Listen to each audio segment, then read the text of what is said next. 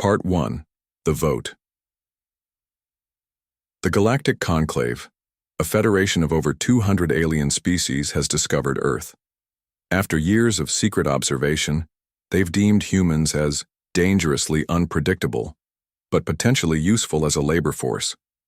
In a historic assembly, representatives from all species gather to vote on Earth's fate. Captain Tyke of the observation vessel Silent Watcher has spent 3 Earth years monitoring human activities. Unlike his colleagues, he's developed a grudging respect for humans and their tenacity. When the Conclave leadership calls for the vote to enslave Earth, Tyke stands alone in objection. They're more than what you believe them to be, Tyke argues before the assembly. Their adaptability, their creativity, his words fall on deaf ears. The vote passes nearly unanimously, 199-1. Earth is to be subjugated, its population catalogued, and distributed among the member species as a workforce. The invasion is scheduled for 1 standard cycle, roughly 6 Earth months. As Tyke returns to his quarters, he makes a decision that will change the course of galactic history. He encrypts a message and sends it through untraceable channels to a small research facility in South Korea. Part 2. The warning. Dr. Han receives the mysterious transmission at the Daejeon Advanced Research Institute. At first, he believes it to be a prank, until the data patterns reveal themselves as a complex message containing information no human could know. With help from his colleague Dr. Song, they decode Tyke's warning. "We have 6 months," Dr. Han tells the emergency assembly, "of world leaders. 6 months before they come for us all." Initial panic gives way to determination. Under Dr. Han's leadership, scientists from around the world begin analyzing the technical specifications Tyke included in his message, details about the Conclave's technology, weaponry, and biological vulnerabilities. Ju, a military strategist, with an unconventional background in both warfare and game theory, proposes a radical approach. "They expect us to fight conventionally, to resist in ways they understand. We won't do that." As the world mobilizes in secret, Dr. Song makes a breakthrough in understanding alien physiology. "Their bodies aren't that different from ours at the cellular level," she explains, "and that gives us an advantage they never considered." Part 3. The invasion. 6 months later, the Conclave fleet arrives in Earth orbit. Their ships darken the sky, massive city-sized vessels designed to process and transport billions of human slaves. The alien forces expect minimal resistance. Their technology is centuries beyond Earth's capabilities. Commander Rim leads the first wave of ground forces into Seoul. The city appears abandoned. No resistance, no military response. Similar reports come in from landing zones around the planet. "Something isn't right," Rim communicates to the fleet. "The humans should be fighting back." His answer comes swiftly. As alien forces spread through Earth cities, they begin to fall ill. A carefully engineered pathogen, harmless to humans but devastating to alien biology, spreads through their ranks. Meanwhile, Earth's combined military forces emerge from hiding, using modified weapons based on Tyke's specifications. The Conclave forces, weakened by illness and faced with weapons they thought impossible for humans to develop, retreat to their ships. But the human counterattack has only begun. Part 4. The counterattack. Ju's strategy unfolds across the solar system. Using stolen technology, Earth launches its own fleet, smaller vessels piloted by volunteers who have trained relentlessly for this moment. Dr. Han directs operations from the newly established Earth Defense Command. "They came expecting slaves," he addresses the pilots. "Show them what humans truly are." The Earth fleet, led by Captain Day, employs tactics no alien military has ever encountered: unpredictable maneuvers, sacrificial feints, and psychological warfare. Their ships ram into larger vessels, deploying specialized weapons that disable rather than destroy. Within weeks, Earth forces have captured dozens of alien vessels intact, including 3 command ships containing the Conclave's central database. Dr. Song leads teams in reverse engineering the advanced technology, while Ju interrogates captured officers. You don't understand what you've done, one alien commander tells Ju. The conclave spans half the galaxy, Ju smiles. And now we know exactly where each of your worlds is located. Part 5.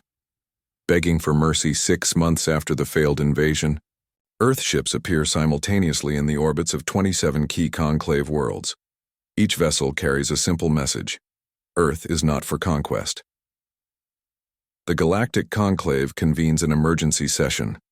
Panic spreads as reports confirm that humans have developed technology that allows them to bypass defense systems, deploy targeted biological agents, and strike at will. Tyke, now working openly as Earth's ambassador, addresses the assembly. Humanity does not seek revenge but recognition. We offer peace to those who acknowledge our sovereignty and trade with those who respect our borders. One by one, species representatives approach Earth's delegation, offering reparations, technology, and alliances.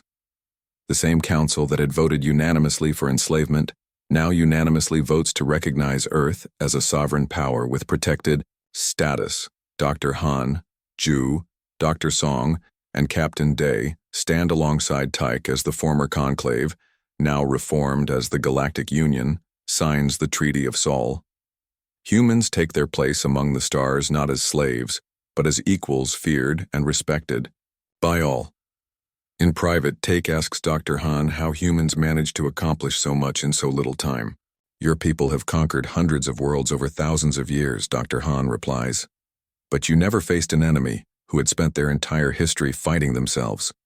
When humans unite against a common threat, there is nothing in this galaxy that can stand against us.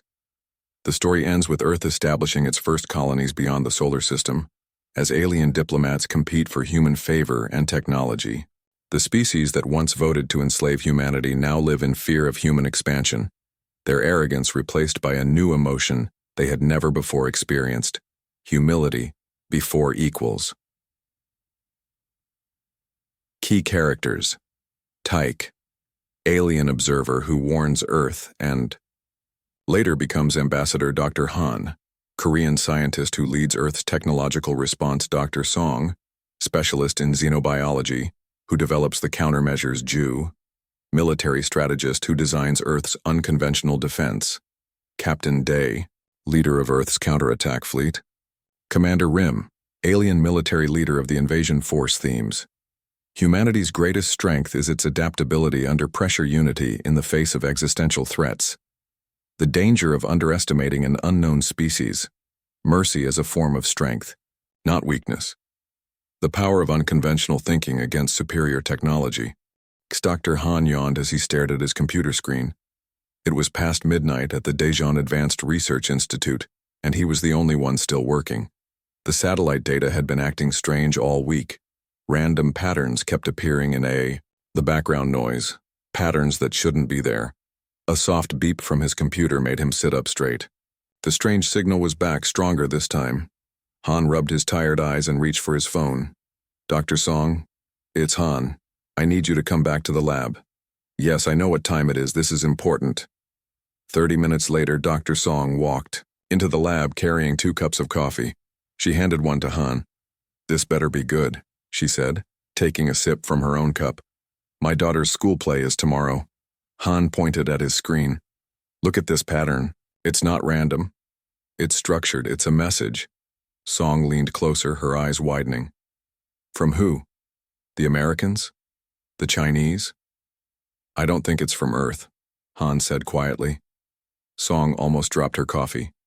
You can't be serious. Help me. Decode it, Han said. I've been trying all week, but it's like nothing I've ever seen. For the next 4 hours, they worked together, using every code-breaking tool they had. Finally, as the sun began to rise, the message started to make sense. This is impossible, Song whispered as she read the translated text. It has to be a prank. Han shook his head. No one on Earth could create this. The mathematical principles, in the encoding, they're beyond our current understanding. And look at these technical specifications. This technology doesn't exist here. They stared at the last line of the message.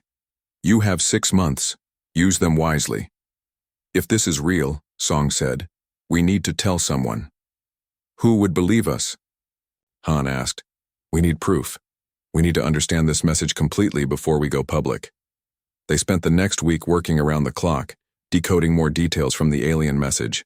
The technical specifications included information about ship designs, weapon systems, and even biological data on different alien species. According to this, Han said, pointing to a diagram, their main ships are vulnerable here and here. Their shields can't handle certain radiation frequencies. And look at this, Song added. Their biology is similar to ours in some ways, but they have no immunity to many Earth bacteria and viruses. They've never been exposed to our biosphere. After 2 weeks of work, they had enough evidence to convince the Korean government. 3 days later, Han and Song found themselves in a secure room beneath Seoul, facing a group of grim-faced officials. You're telling us, said the defense minister, that aliens plan to invade Earth in less than 6 months? Yes, Han replied. The message came from someone called Taik. He appears to be a member of the invasion force who disagrees with the plan. Why would he warn us? Asked another official. We don't know, Song admitted. But the data he sent is real. The science is sound. It's beyond anything we could have invented. The room fell silent. Finally, the Prime Minister spoke. If this is true, we need to inform other nations immediately. This affects the entire planet. Within days, a secret meeting of world leaders was convened. Han and Song presented their findings, showing the decoded message and explaining the technical details. We have 6 months to prepare, Han told the assembled leaders. 6 months before they come for us all. At first, there was disbelief, then anger, then fear. But as the evidence mounted, and as teams of scientists from around the world verified, the alien technology described in the message, fear, gave way to determination. How do we fight an enemy this advanced? Asked the U.S. president. Not with conventional weapons, said a voice from the back of the room. All heads turned to see Ju, a military strategist known for unconventional thinking. He had been invited, at Han's request. The aliens expect us to be primitive, Ju continued, walking to the front of the room. They expect us to use missiles, jets, tanks. We won't do that. What do you suggest? Asked the Chinese president. Ju smiled. We use their assumptions against them. They think we're predictable. We'll be anything but. Over the next month, the world changed in ways no one could have imagined.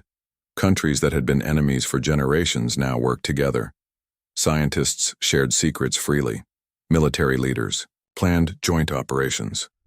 In underground facilities around the world, new weapons were being built based on Taik's specifications. They didn't look impressive, simple devices that emitted specific radiation frequencies, but according to the alien data, they would disrupt the invaders' shield technology. Dr. Song led a team of biologists and medical researchers working on another approach.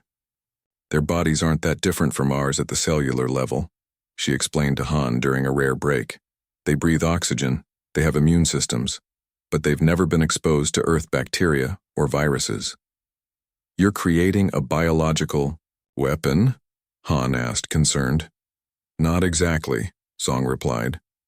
We're engineering a pathogen that will make them sick, very sick, but not kill them. It won't affect humans at all, and it will spread quickly through their ranks. Han nodded slowly. Weaken them, but don't destroy them. Show mercy even as we defend ourselves. Exactly, Song said. We're better than they think we are. 3 months after receiving Taik's message, Earth was ready to begin its counterintelligence campaign. Ju had convinced the world leaders to make it appear as if humans were unaware of the coming threat. We'll act normal, he explained. No unusual military movements, no mass evacuations. We want them to think their surprise attack will work perfectly. Meanwhile, underground bunkers were being stocked with supplies. Key personnel were quietly relocated to secure facilities. Manufacturing plants around the world worked day and night producing the special weapons designed from Taik's specifications. What if it's not enough? Song asked Han one night, as they looked at the stars from the roof of their research facility. What if we can't stop them? Then we'll go down fighting, Han replied. But I don't think it will come to that. Tyke was right about humans. We're adaptable. We find solutions no one else would consider. I wonder why he helped us, Song said. What made him different from the others? Han shrugged. Maybe he saw something in us that the others missed. Maybe he has a conscience. Either way, we owe him everything. As the 6-month deadline approached, Han called together the core team of scientists and strategists who had been leading Earth's defense preparations. We're as ready as we'll ever be, he told them. The shield disruptors are in place. Dr. Song's pathogen is ready for deployment. Ju's military strategy has been distributed to defense forces worldwide. Will it be enough? Someone asked. It has to be, Han answered. We won't get a second chance. That night, as Han looked out his window at the peaceful city below, he thought about all the people who had no idea what was coming. Tomorrow, they would begin the final phase of preparation, the evacuation of major cities under the guise of emergency drills.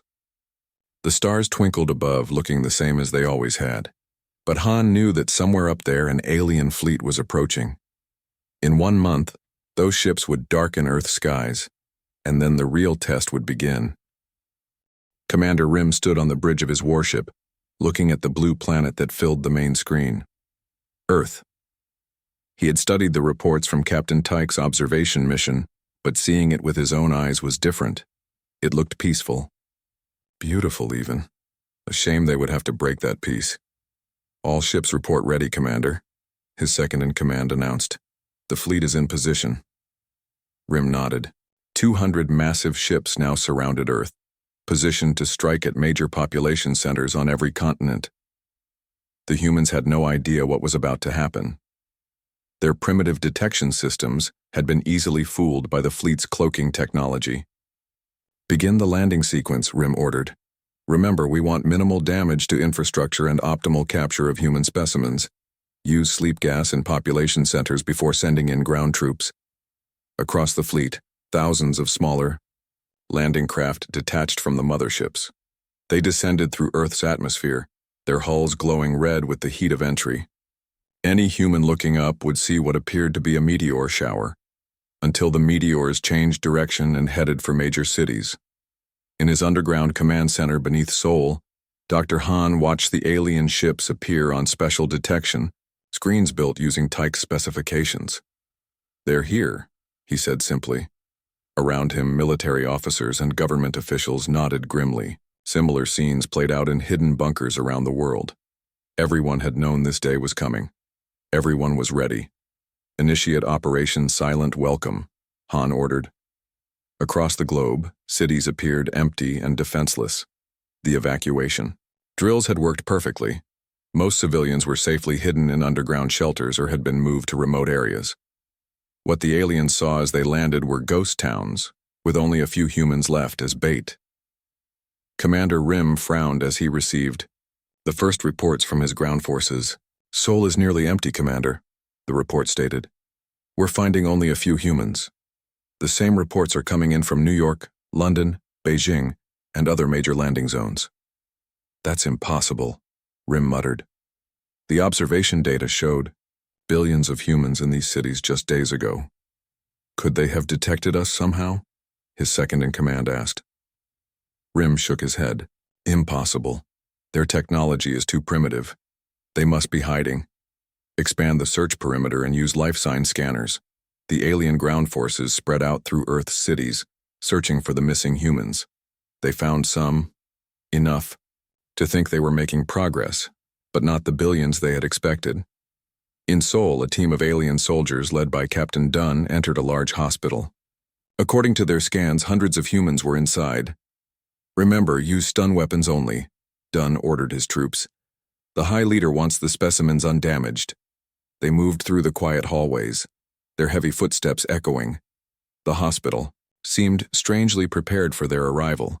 Doors left open, rooms easily accessible. In the main ward, they found what they were looking for. About 50 humans lying in beds, appearing sick or injured. Begin processing, Dunn ordered. As his Troops moved forward to capture the humans. None of them noticed the fine mist that sprayed from hidden vents in the ceiling. None of them realized that the sick humans were actually soldiers wearing protective gear under their hospital gowns. Within minutes, Dunn felt a strange tickle in his throat. Then came a cough. Then dizziness. Around him, his troops were experiencing the same symptoms. What's happening? He gasped into his communicator. Something's wrong. He couldn't finish the sentence as another coughing fit overtook him. The last thing he saw before losing consciousness was one of the sick humans standing up, completely unaffected by whatever was attacking Dunn's body. Similar scenes played out across the planet. Alien forces entering buildings where humans appeared to be hiding, only to be met with Dr. Song's engineered pathogen. The sickness wouldn't kill them, but it would make them too weak to fight. Commander Rim watched in growing horror as reports flooded in from his ground forces. Across the planet, his troops were falling ill. It's some kind of biological attack, his medical officer reported. The humans have engineered a pathogen that targets our biology specifically. It's spreading through our forces rapidly. That's impossible, Rim insisted. They couldn't have known our biological makeup. They couldn't have prepared for us. But the evidence was undeniable. Somehow the humans had known they were coming. Somehow they had prepared. Sir, his communications officer called out, we're detecting energy signatures we don't recognize. They're coming from hidden emplacements around our landing zones. Before Rim could respond, his ship shuddered violently. Warning lights flashed across the bridge. Shield failure in sectors 3 through 7, someone shouted. We've never seen this kind of weapon before. Across Earth, hidden weapons activated. They didn't look impressive. Simple devices built to Take's specifications. But they emitted radiation at exactly the frequency needed to disrupt alien shield technology. As their shields failed, the alien ships became vulnerable to Earth's conventional weapons. Missiles that would have been useless against protected ships now found their targets. Fighter jets that should have been easily destroyed now flew effective attack patterns against the larger alien vessels. In his command ship, Rim couldn't believe what he was seeing. How? He demanded. How could they know our weaknesses? How could they have weapons designed specifically to counter our technology? The answer hit him suddenly, like a physical blow. Tyke, he whispered. It was Tyke. On the ground, alien. Forces were in full retreat. Those who weren't incapacitated by illness were fighting a losing battle against human military forces, who seemed to know exactly how to fight them. The alien soldiers had been trained to deal with primitive, disorganized resistance. Instead, they faced coordinated attacks from forces that understood their tactics and equipment. All forces, return to ships, Rim ordered. Prepare for emergency, departure. But retreat wasn't so simple. Many of the landing craft had been damaged or destroyed. Thousands of alien soldiers were stranded on Earth's surface, sick and surrounded by humans who had turned out to be far more dangerous than anyone had believed possible. In his underground command center, Dr. Han watched the aliens begin their retreat. They're running, someone said with disbelief. Don't celebrate yet, Han cautioned. This was just the first wave. They'll be back, and in greater numbers. Ju, who had been directing military operations, joined Han at the main display. Phase. One worked better than we hoped. Their biological vulnerability was even greater than Tyke's data suggested. And the shield disruptors? Han asked. Working perfectly, Ju confirmed. We've already captured 3 of their smaller vessels intact. Dr. Song's teams are boarding them now to gather technology and information. Han nodded, feeling a mix of relief and tension. They had won the first battle, but the war was just beginning. What do we do with the aliens we've captured? An officer asked. Treat them with respect, Han said firmly. Cure their illnesses. Show them we are not the savages they believed us to be. As the alien fleet retreated from Earth orbit, Commander Rim faced the most difficult message of his career. He had to inform the High Leader that the invasion had failed, that somehow the humans had known they were coming, that somehow they had weapons designed specifically to counter Conclave technology. This isn't over. Rim said to his officers as they limped away from Earth. We will return with a larger force. We will crush these humans. But deep inside, Rim felt a new emotion he had never experienced before in battle. Doubt. The humans had done the impossible today. What else might they be capable of? In Seoul, Dr. Han looked up at the night sky where the alien ships had been. Now, he said quietly, we move to Phase 2. Are you sure we're ready?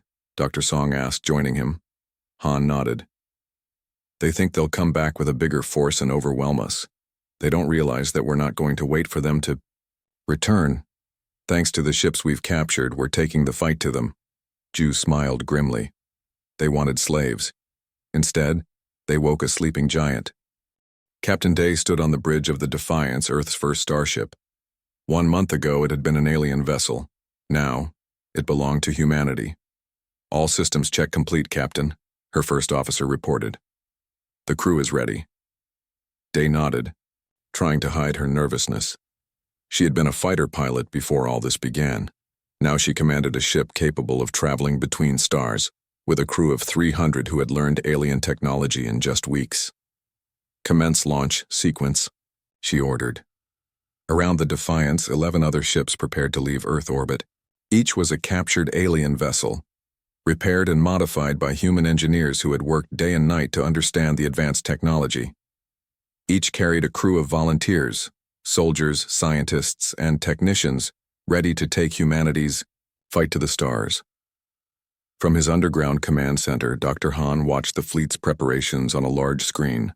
I still think it's too soon, Dr. Song said, standing beside him. We've only had these ships for a month.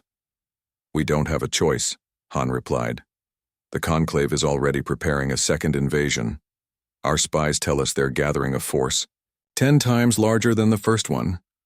Ju, now Earth's chief military strategist, pointed to a star map displayed on another screen. Captain Day's fleet isn't meant to win the war. Their mission is to gather intelligence and disrupt the Conclave's preparations. Hit-and-run tactics.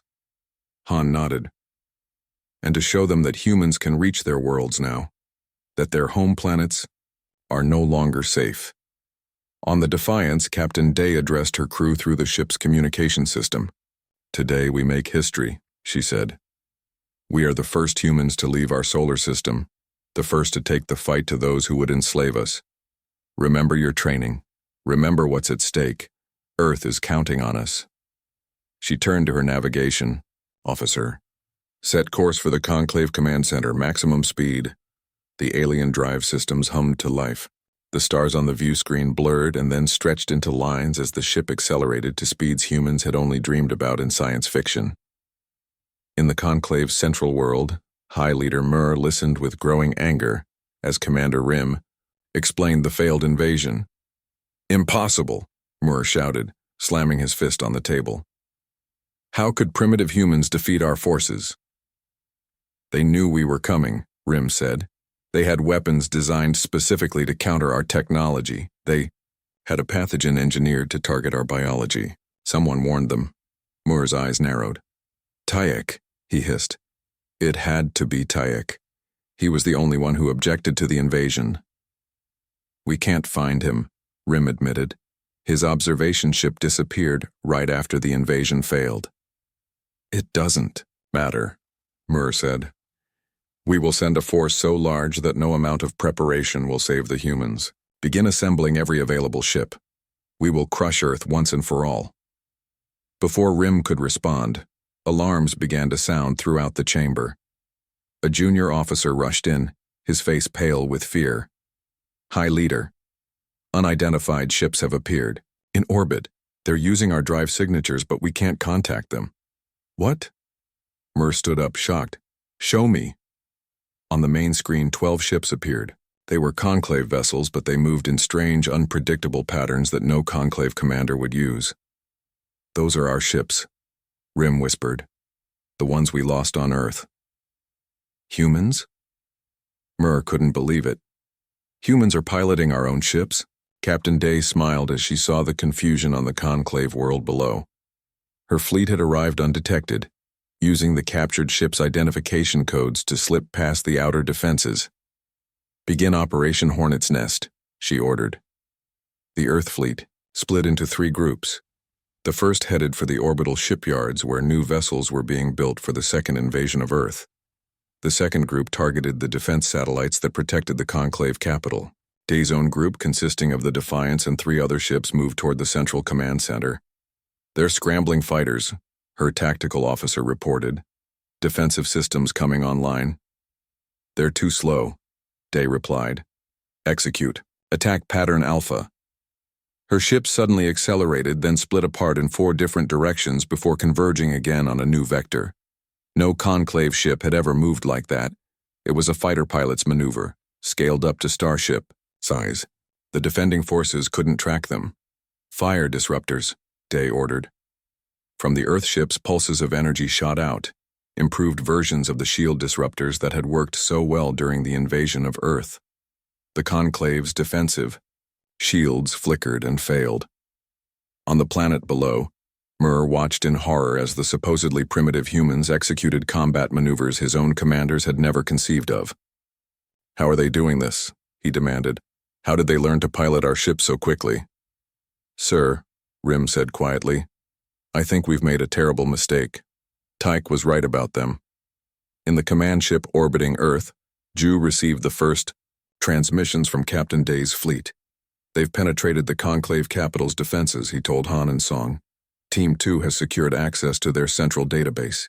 They're downloading everything: star charts, fleet positions, technical specifications." Han nodded, feeling a mix of pride and concern. "And casualties?" "Minimal so far," Ju replied. "The surprise was complete. They never expected us to come. To them." "What about the other targets?" Song asked. Ju pointed to another screen, where data streamed in from the other Earth ships. "Teams are hitting key Conclave worlds across their territory. We've already captured 3 command ships intact, including one with their full military database. On the Conclave capital, Captain Day led a small team into the central government building. The alien defenders were in chaos, never having faced an attack on their homeworld before." In the main chamber, Day confronted High Leader Mur himself. "How?" Mur demanded, backing away from the human soldiers. "How did you do this?" "You thought we were primitive," Day replied. "You thought we would be easy to conquer. You never bothered to truly understand what humans are capable of when threatened." Ing stepped closer, her weapon trained on the alien leader. "I'm not here to kill you, I'm here to deliver a message from Earth." Mur stared at her with a mixture of fear and disbelief. "Earth is not for conquest," Day said firmly. "We will defend ourselves. And as you now see, that defense does not stop at our own world. We can reach any planet in your conclave. We can strike anywhere, anytime." "What do you want?" Mur asked, his voice shaking. "Peace," Day replied. "Recognition of Earth as a sovereign world that is not to be attacked. And a meeting of the full conclave to negotiate terms." 2 weeks later, Dr. Han stood in the same underground command center, watching a different screen. This one showed Captain Day addressing the emergency session of the Galactic Conclave, with representatives from all 200 species in attendance. "The people of Earth do not seek galactic domination," Day told the assembled aliens. "We do not want revenge for your attempted invasion. What we want is recognition, respect, and the guarantee that no species will ever again vote to enslave us." Beside Han, Dr. Song watched with pride. "She's doing well." "She is," Han agreed. "And look at their faces. They're actually listening." On the screen, alien representatives nodded and conferred among themselves. Many looked shocked that humans had mastered spaceflight so quickly. Others seemed impressed by Earth's restrained response, that humans had chosen to demonstrate their power without causing mass casualties. The camera panned to reveal Tyke, now openly standing with the Earth delegation. He had finally come out of hiding, joining Captain Day as an advisor and translator. "They wouldn't be there if not for him," Ju said, joining Han and Song. "His warning gave us the time we needed." Han nodded. "And now the Conclave will never underestimate humans again." On the screen, High Leader Mur approached the central podium looking humbled. "The Conclave recognizes Earth as a sovereign world with full protected status," he announced. We offer reparations for our aggression and welcome humans as equals in galactic affairs. One by one, the representatives of the species that had voted to enslave Earth now voted unanimously to accept Earth as an equal. The same council that had condemned humanity now offered alliance and friendship. In his command center, Dr. Han turned to his colleagues. "This is just the beginning," he said. "We have the stars now. We have their technology. We have their respect. And their fear," Ju added. Han shook his head. "Not just fear. They've seen what makes humans different. Our adaptability, our creativity. Given time, they might become true allies." Dr. Song smiled. "But they'll never try to enslave us again." "No," Han agreed, looking back at the screen where Captain Day and Tyke stood side by side. "That they will never do again." 6 months after the failed invasion of Earth, the galaxy was a very different place. The massive hall of the Galactic Conclave, once a place where Earth's fate had been decided without a single human present, now hosted a delegation from the planet that had changed everything. Dr. Han stood beside Captain Day and Ju as they walked through the great doors. Behind them were 20 other humans, scientists, diplomats, and military leaders, and beside them walked Tyke, no longer hiding his support for Earth. "They're all staring at us," Day whispered. "Of course they are," Ju replied with a small smile. "6 months ago they thought we were primitives. Now they're afraid of us." Han looked around the chamber.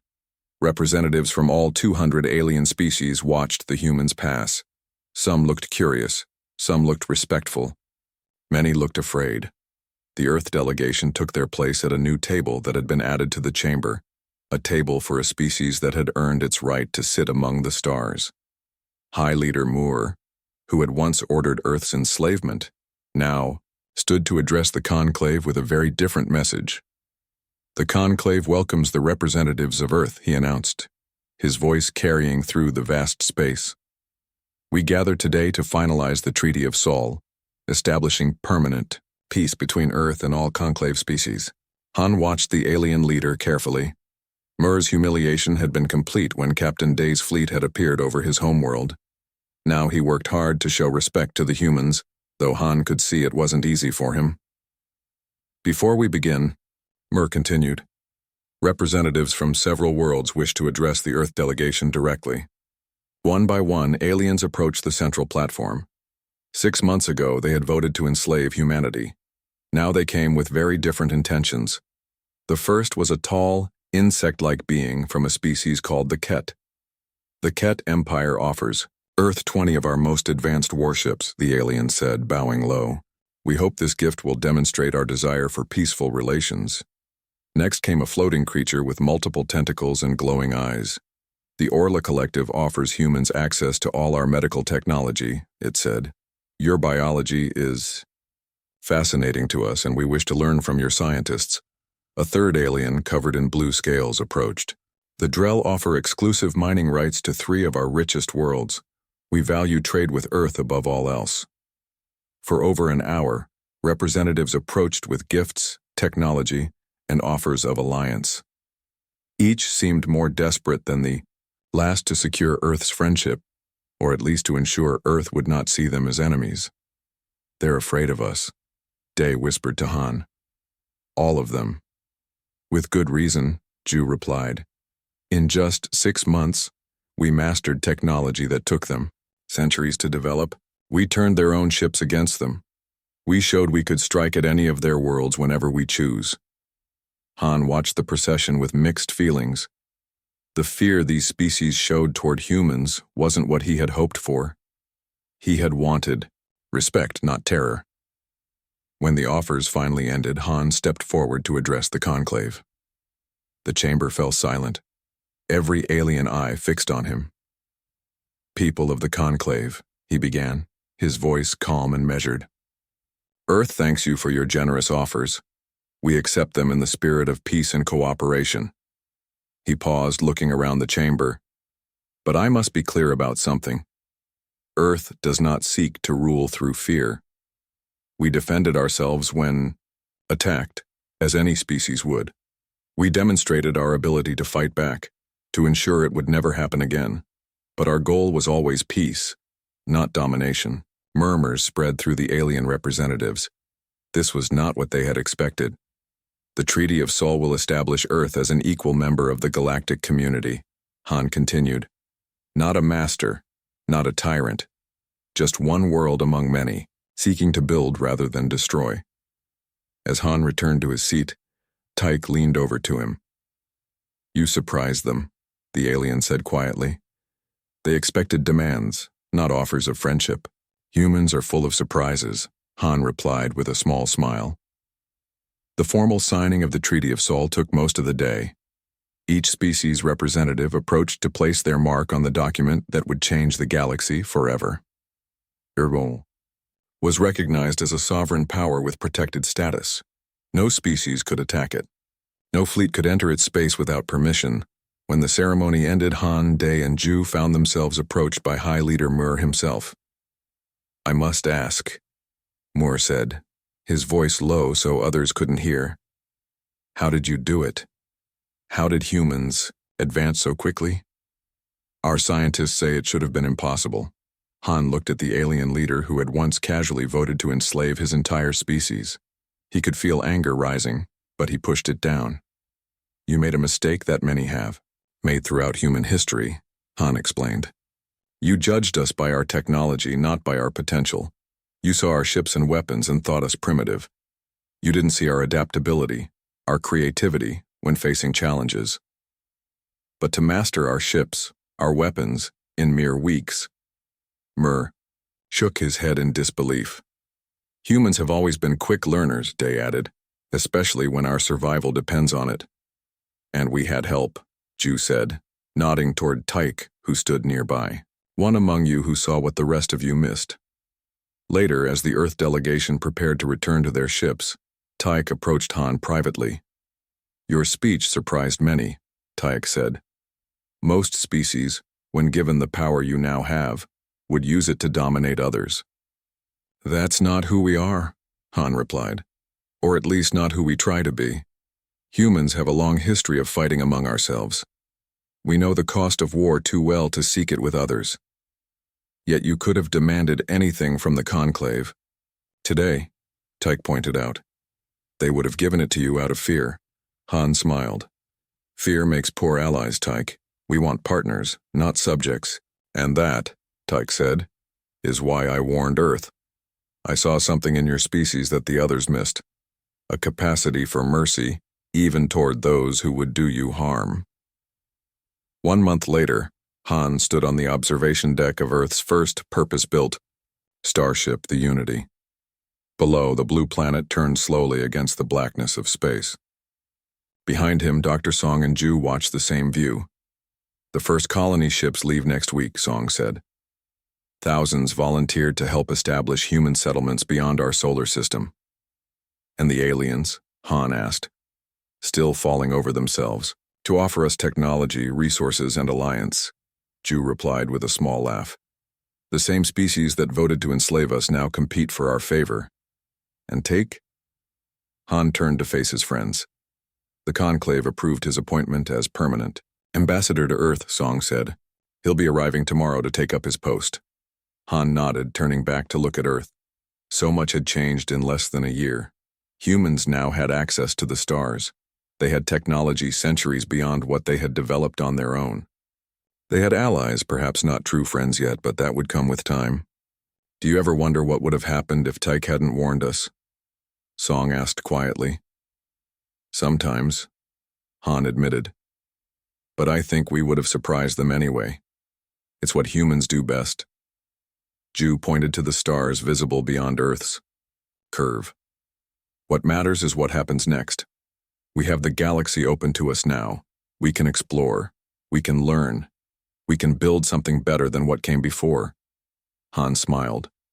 And we can make sure no species ever again makes the mistake of underestimating humanity. Out among those stars, 200 alien species that had once voted to enslave Earth now lived with a new understanding of the beings from the blue planet. Not just fear, though there was plenty of that, but something else. Respect. The humans, had demonstrated not only their power but their restraint, not only their ability to fight but their desire for peace. They had also demonstrated something that would echo through the galaxy for generations to come, that when threatened, there was nothing more dangerous than a united humanity, and that was a lesson the galaxy would never forget.